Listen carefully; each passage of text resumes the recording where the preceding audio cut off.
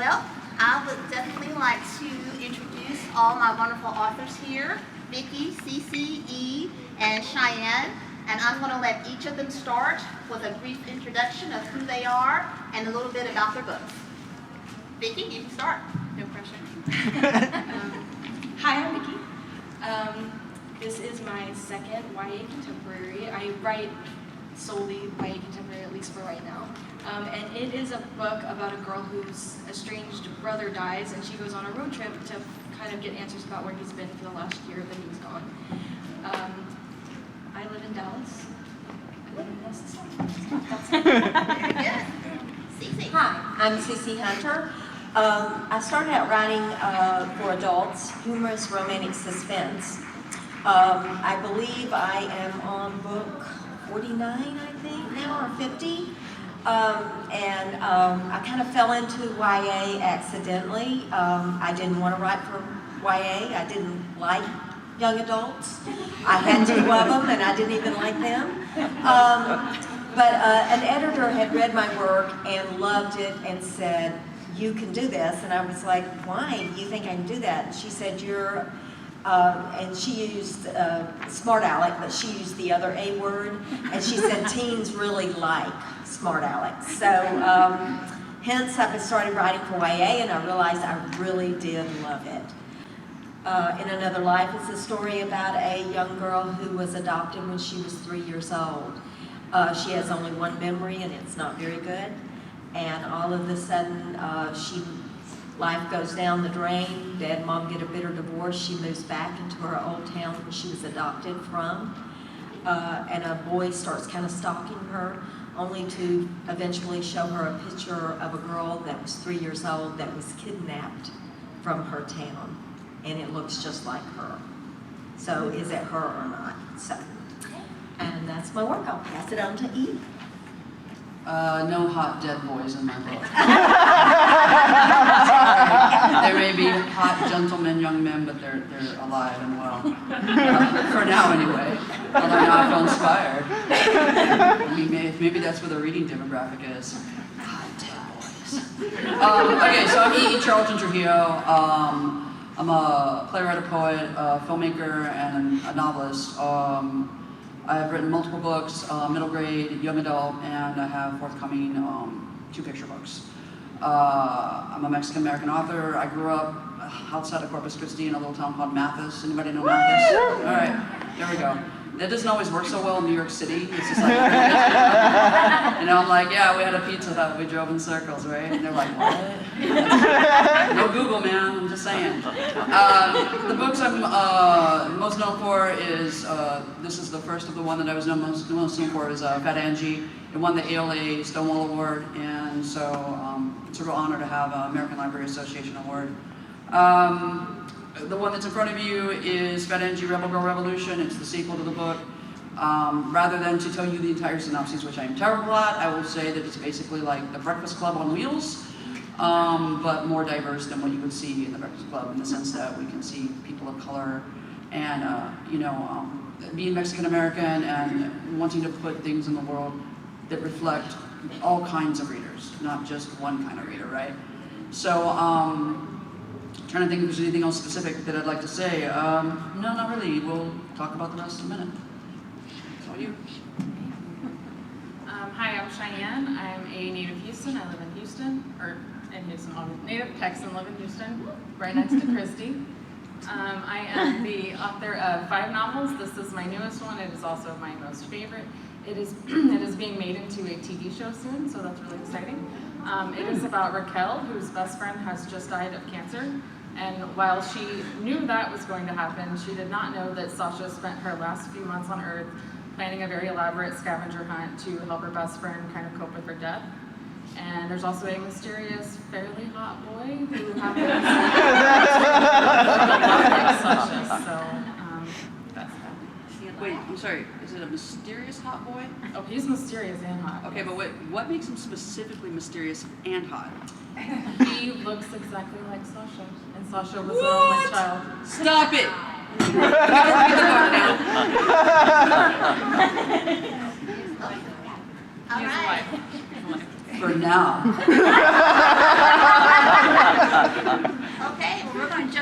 questions. Authors, E, Yeah. if your book had a theme song, what would it be of which book? Okay, so if it was the newest book, which is Fat Angie, Rebel Girl Revolution, and I didn't let the cat out of the bag, she is fat and her name is Angie, so I figured you could put that together. I'd say the theme song would be Bad Reputation from Joan Jett. Does somebody know who Joan Jett is in the room? Oh, yeah. Just making sure, I know a lot of you are a little bit younger, so you have to go to YouTube and like listen to Bad Reputation, but there you go. Okay, all right. Cece, same question. Oh, gosh. This is one I didn't think about. I like, is it Natasha Bedingfield? I listen to them, and there is one that is, and of course the name's just gone, but it's a song about your dreams coming true, and always you get to restart every day. And that song kind of is one of my themes, I think, in all my books, is that our destinies are our own, and we start over every day and can make our dreams come true. So that's Vicky? So when I was editing We Are the Ghosts, it's kind of a personally emotional book, and every day I would close my computer and I would listen to The Good Side by Troye Sivan. If you don't know Troye Sivan, please look him up. And so that is always like stuck and connected with this book forever and ever. So. Cheyanne?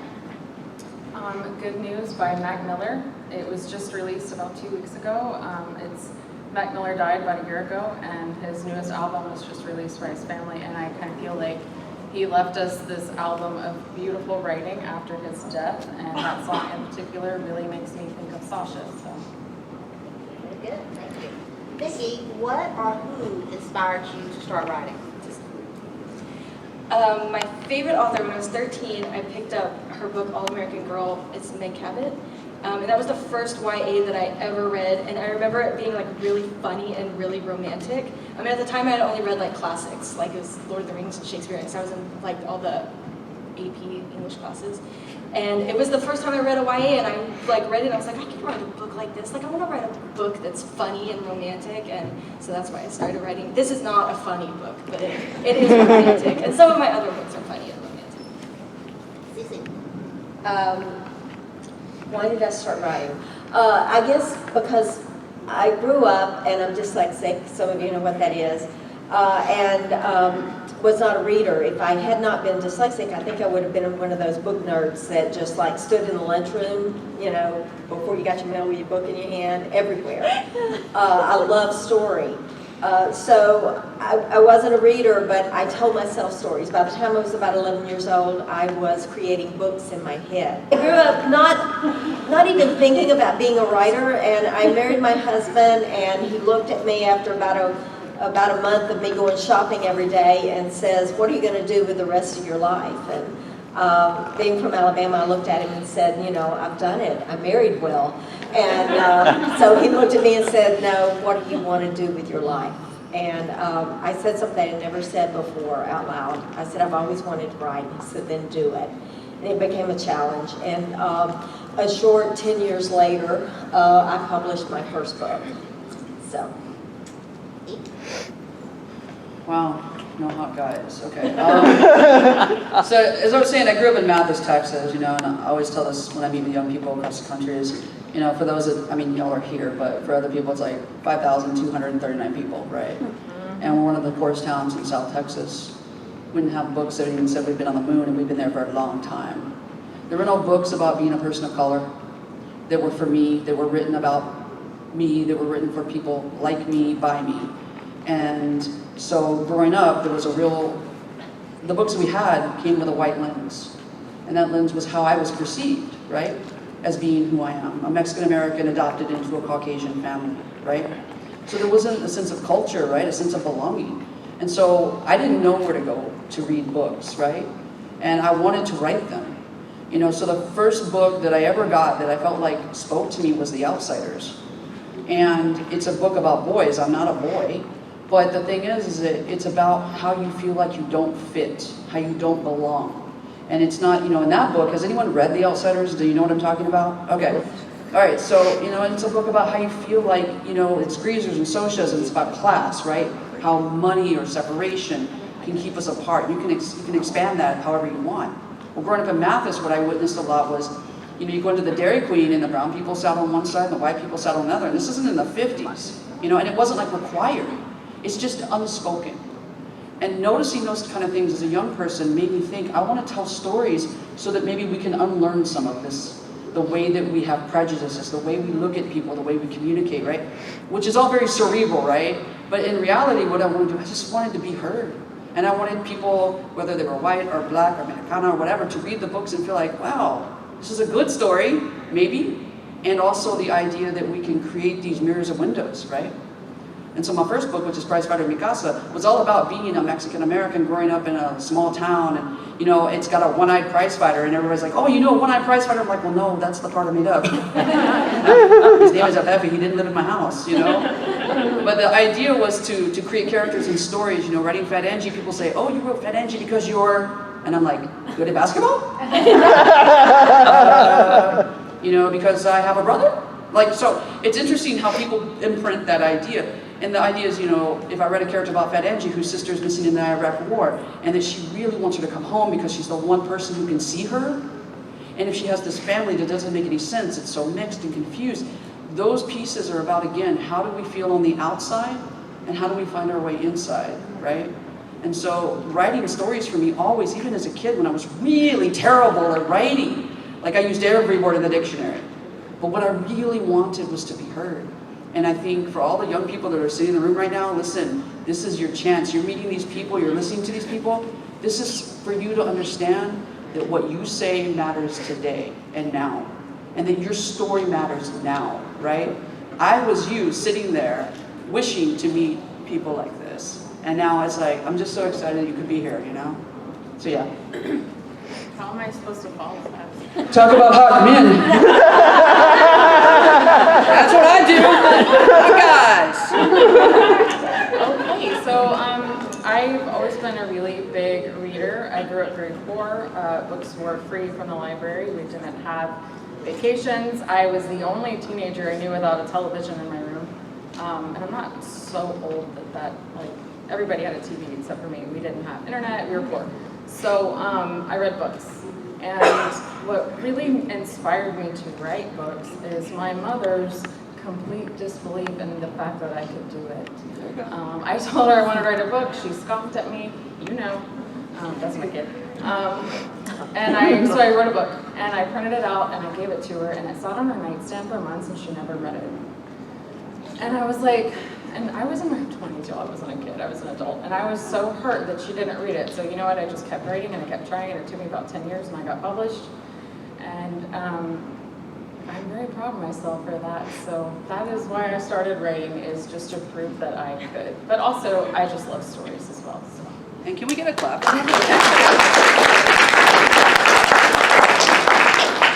right, Vicky, this is kind of a fun question.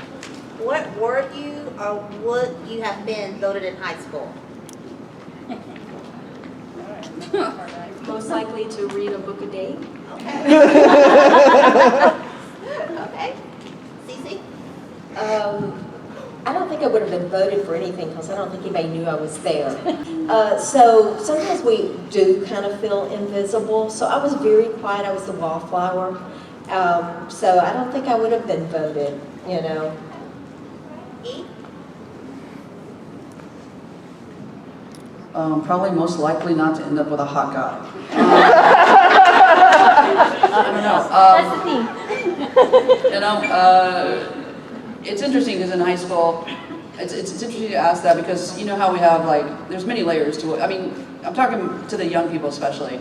When you're in school, it's like, there's the person you are with your friends, the person you are with the teachers, the person you are with your parents. Like there's all these different sort of masks we wear. So I think to the outward mask, it would have been like, most likely to succeed, most likely to do anything, most likely to eat a ghost pepper. Like, you know, something ridiculous, right? But the other turn is that, you know, the other side of it was they weren't seeing what was behind the closed door, right, of my family, which was highly abusive, and my mother was a drug addict, my father was a functioning alcoholic, but we looked really good from the outside, you know, and being adopted Mexican American, being the person that was like, you know, a brown person in a Caucasian family that's mostly racist. So it's like they would have voted based on this idea of me, like clowning around or whatever. But if they had seen what was going on and they could understand why the times I was really angry or really depressed or really sad, then they'd be like, oh, most likely not make it out of 21. You know, it's like, so it's kind of hard. Like, it's a fun question, and I love the question because it really probably was like I might have been most likely to eat a ghost pepper and really regret it and drink like water and not milk. But at the same time, it's like the other side of that question is like, who are sort of hidden identities, you know? And that's a lot of the stuff that plays into my work, is like the hidden identity of what we are behind those different layers, you know? But definitely ghost pepper. So I actually was voted class favorite my junior year. What? Because Stop I went to Santa Fe High School, very tiny, Texas high school. There's about 100 kids in my class. I was in the yearbook class, and I asked everyone to vote for me. You rigged it. I love it. I think the moral of the story is when I want something, I just make sure it happens. You are my hero. Okay, Vicky, is there something about you that people would be surprised to find out? Woo! Am I divulging all my secrets here? Do it. I really think there's a lot that people would find surprising about me. I think the thing that surprised people the most is when I tell them how obsessed I am with horror movies, because they just don't get that from all this. So I really like horror films. If anyone wants to recommend any. Okay, we can talk later. Let's see them. I think one of the things that people would be most surprised about me is yo hablo español. Yo viví en Venezuela por casi 2 años. I speak Spanish, bilingual. I lived in Venezuela. I love the language. I love languages, period. I love languages. Oh, and I also interviewed Tom Selleck when he was a hot guy. Oh. So, I had to throw that in there. Okay. More hot guys. The serious thing or the fun thing? Whichever, you choose. What do you guys want to hear? I heard both. Okay. I was a teen mom. There's my Lorelai Gilmore. Lori Gilmore. That's surprising because I was always the really quiet one. No one noticed until I made myself become class favorite. Anyway, the fun thing is I can say the alphabet backwards. Oh, hey, wait. Whoa. ZYXWBUTSRQBONMLKJIHGFADCBA. Wait, wow. That's how. I can't So do how that. you do it? Do it. Just, I was in 4th grade, write the alphabet down and then write it backwards. And then just read it to yourself while you're watching TV. It only took a couple days. Like 8 hours a day? No, it did not take very long at all, and I've kept it all these years, so. Okay, the question is surprised. I guess that I met Gene Simmons, the singer for Kiss, at the San Jose airport and had an intelligent and articulate conversation with him. And he was like, Wow. business, and they're just sitting there talking about stocks and finances and government. And I was like, what is this? This is so weird. I was like, rock on, right? And he's like, well, actually, I was saying, I was reading the Wall Street Journal. And it was like, what? Gene Simmons! Rock and roll. Yeah, so that would be a surprising thing. Yeah. Okay, that's all. Wow. Vicky, how do you find your teen voice in books? How do you find that?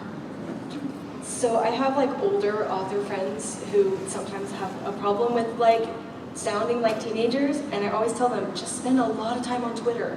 Like just like I'm serious, like actually like read their interactions and like listen to them when they talk. And of course I'm not too far removed from being a teenager myself, so I still remember how I felt when I was in high school. And I had I started keeping journals when I was in 6th grade, and I kept them all the way through my freshman year of college. And I would go back regularly and reread them and kind of like reintroduce myself to my teen self, and that really helps a lot. Like I said, I was an adult when they asked me to write it, and at first I didn't think I could, but I took that trip down memory lane to remember what it was like to be a teen. So.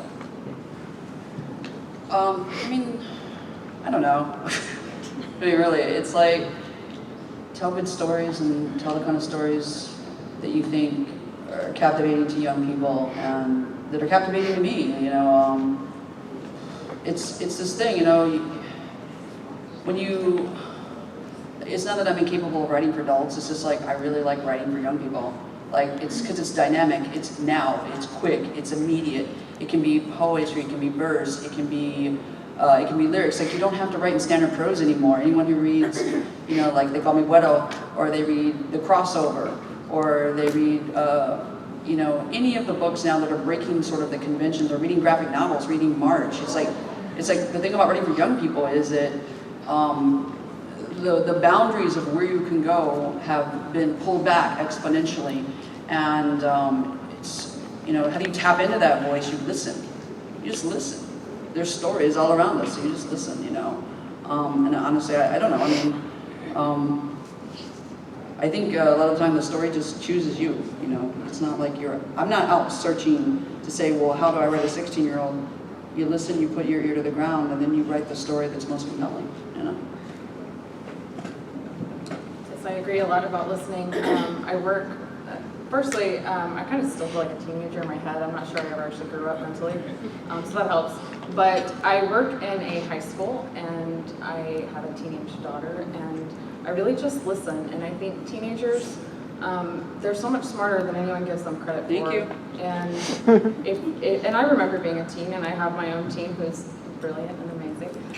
But it's like, I think a lot of people think, oh, if you're writing for teenagers, you're just writing a dumb little kid book and you got to dumb everything down. I'm like, no, you don't. Like, these kids are so much smarter and so much more capable, and it's just, it's a pleasure to write for teens. I wouldn't want to write for adults. I don't think, well, you might be able to pay me enough to write for adults, but I don't think you could pay me enough to write for adults. So how I get my teen voice is I just remember what it feels like to be a teen, and I listen to them. I don't even know why they pay me at the high school, because I'm just stealing everybody's stories and making them my own. They're paying you because you need to pay your rent. Right. Just so you know. Teens are the best. All of you teens out here are amazing. So keep. All right, this is going to be my last question, and then I'm going to open it up to all of y'all, okay? I want y'all to think about like all the popular series that are out, whether it's Netflix, Amazon, Hulu, Sling, whatever. Which would you love to have one of your characters appear as a guest on which of your favorite shows? Okay? I just went really dark. Who wants to go first? Vicky, you don't have to. Don't put you on the spot. Whoever wants to answer it first, I'll let you go for it. The Ghost Whisperer. I did love that one. I can see that. Vicky? Does it have to still be airing? No, absolutely not. I want to put all my characters on Gossip Girl. Okay. Okay. That's my favorite. Alright. Who wants to go? So I need more time to think, but I would put Sasha is very fun and amazing. I just praised you. I don't know, do you? Yeah, but they're not appropriate. So I'm trying to think. I was like, I can't say.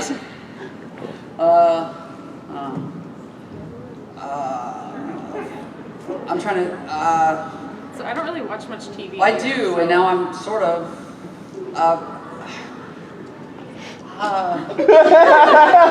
Okay. It could be a movie. It could be a movie. You don't have to go with Well, yeah. Now it's even harder. If it were, well, it's because I'm a filmmaker. Then of course I'm like every movie I've ever seen is like there's like a catalog of 10,000 films running through my brain. I guess to make it easy, then if it was a movie, I would put Angie. I would want to put Angie in The Breakfast Club, and I would want to put specifically some of the characters from the second book.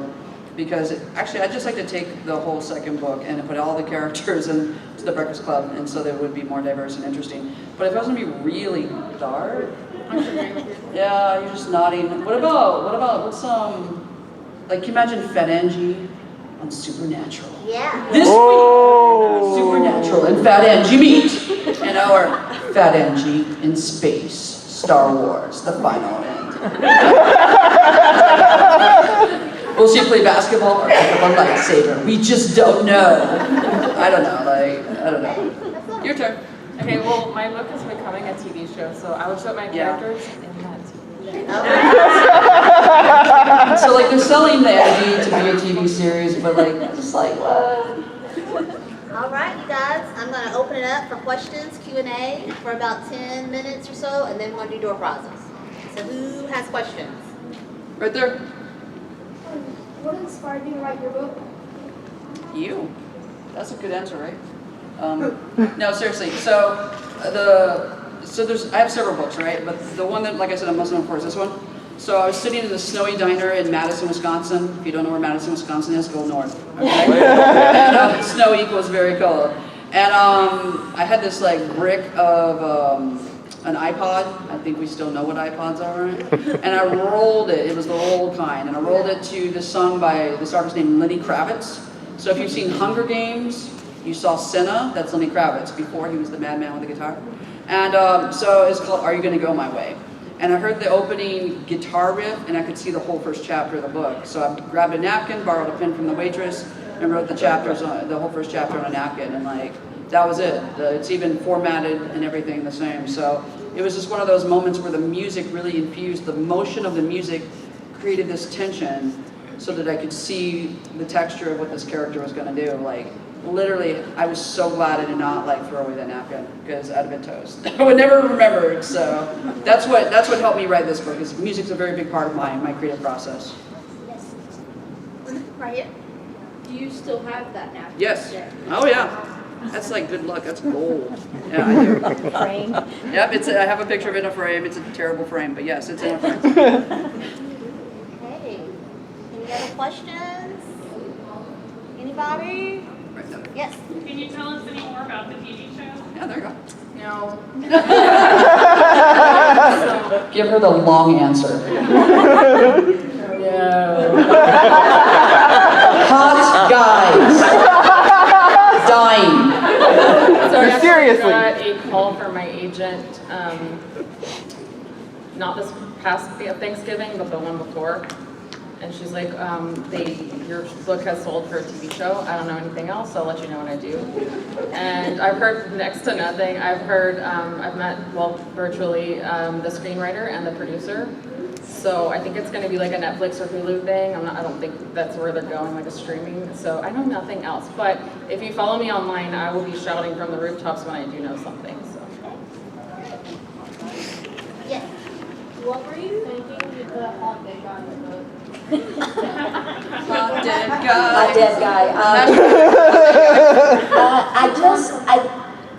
I love romance. I mean, the first book I read, I was probably like almost in 6th grade, I think, 5th or 6th grade, and I read it was Charlotte's Web, and I was certain they were in love. Wilmer and Charlotte was in love. It was a romance, okay, in my mind. I always loved that romance. And so I needed somebody in there, and there was going to be ghosts, so why not? Well, I love ghost stories, and so that was, and why not make them hot? You know? I mean, yeah. Yes. What's your favorite book genre? Like all of it? Vicky. Contemporary writing. I write just about anything. I want a good story. I love my YA, but I also write the adults. I write humor. I write the thrillers. So anything that catches me, a good story. I write realistic YA and middle grade, and surrealistic. But yeah, my preference, like if I'm just reading, I don't read a ton of fantasy, not a ton, but I'll read stuff by Alex London, like I like his stuff. And, but mostly I'm gonna say that surrealism is something I like to read, like anything by A.S. King. Oh my God, like Gloria O'Brien, what? Stop it. So yeah, I'm a big, but in full disclosure, she's like my sister, so she's like one of my dearest friends. But I do like to read surrealism, because it's like, what? The clock's melting, why? But yeah, so there you go, bad answer. Your turn. Contemporary young adult and poetry of all kinds. Oh yeah, poetry too. Oh, and graphic novels. What would you say to aspiring writers? Go. Get out now while you can. I've already tried, it's too late. Okay, so that's Your thing. actually, I was about to say, that's my best advice. I feel like I spend most of my life wishing I wasn't a writer because it's so hard. And the fact that I cannot stop means that I shouldn't stop. Yeah, So if you've got that feeling in you, don't stop, don't give it up. Because I always tell people, if you can give it up, go for it, because you're not meant to be a writer. And I can tell, like, by the look in your face right now, like, you're meant to be a writer because you cannot give it up. And it's like, we're all bitten by that bug, I know we are. You just cannot stop, and it's in your soul. And so, yeah, that's my advice, just don't give up. The one thing I want to say is, and this is for real, I know I joke around a lot, is that it's that thing that if you feel compelled to write, you need to write, and you need to write every day, even if it's a sentence, if it's a paragraph. If there's anything that keeps you from doing that, if you're like, well, I have this reason or that reason, always find a way to write something. Whether it's in a journal, whether it's in the phone. I just like download it off my phone, the little notepad, if you have an iPhone, you can write in the notepad. I wrote 67 pages of a novel in there. I didn't even know I had written that much in there. Because that for me works in my brain. Like that works for me, is I write so much better like that, and then I have to download it and do it in Word. My point is though, is that whatever medium works for you, and some people say, well, I don't want to write, I like to read, and I like to try graphic novels. One person writes a story, the other person does the drawings. The point is, it's like, if you're feeling compelled to do it, you have to do it in some format that works for you every single day, even on Sunday. Like a sentence, a paragraph, and you have to be a finisher. See, the thing is, everybody can come up with 1 or 2 great ideas, right? Maybe more, but you have to finish. And so whether it's a poem, finish the poem. If it's a short story, finish a short story. But finish. Like they always say, butt plus chair equals pages, right? You have to do it. And if you finish it, where it's really gonna happen is in revision. Thank you. So there. Number 1 is don't write in a vacuum. A lot of times we know our characters inside out, and so you need to write something and share it with somebody else. Someone that you trust, someone that doesn't love you like your mother does, who will tell you it's perfect when it's not. You need to grow a thick skin, and you also have, and this is going to sound crazy, but you have to believe in yourself at the same time, believe you can always improve. And so believe in yourself and continue to grow, share your work with someone. Any more questions before we do door prizes? Yes. How many books do you have with hot dead guys in them? Okay, there are hot dead guys in The Mortician's Daughter. There are hot dead guys in This Heart of Mine, actually. There are no hot dead guys in Another Life, but The Shadow Falls has ghosts in it as well. I'm trying to think. I'm sure there was one of them that was hot, maybe. I don't know, but I like I said, I like spirits, so hot dead guys. Anybody else want to answer that question? There's a hot dead guy in We Are the Ghosts, but he really is just dead. He's not the undead, he's just dead. That's a whole different demographic. Just dead. Yeah, totally. Cheyanne, did you want to answer that before we do door Are prizes? you good on hot dead? Sasha's a hot dead girl. All right. I'll take that. I did have a hot dead girl once in the book. See, we got some hot. You're just like. I mean, I don't know if she was hot. Then yeah, hot I mean, dead. how do I know? There you go. All right. I think we're done with the dead portion. You beat that to death. It is. Well, thank you all for being here and also participating with our wonderful authors.